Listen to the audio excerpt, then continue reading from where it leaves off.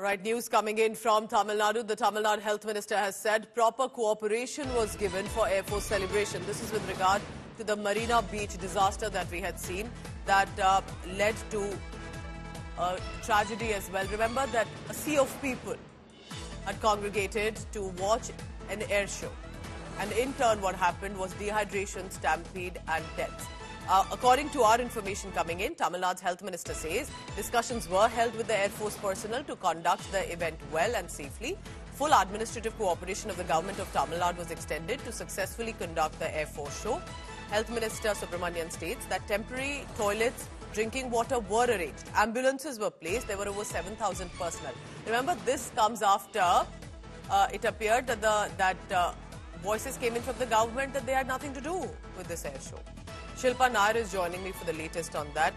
Shilpa, so if there was full administrative cooperation and that there was Indian Air Force involved, what happened? What led to the tragedy? What are you picking from the ground status? Well, Pooja, to begin with, the very idea of holding an air show from 11 a.m. at 1 p.m. in Marina Beach, Chennai's Marina Beach itself was a bad idea because the weather in Chennai is quite unforgiving, especially during those hours. It's extremely hot, it's extremely humid. So you can only imagine, people coming in large numbers, in lakhs, and standing in Marina Beach for these many hours in hot sun.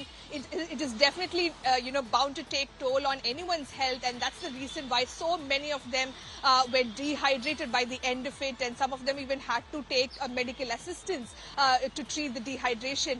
But essentially what has happened is probably there was mismanagement and miscalculation from the side of the authorities as to how many people would actually turn up for this event. The Indian Air Force from the beginning were saying that, we are trying to create a record and we are expecting around 15 lakh people to come.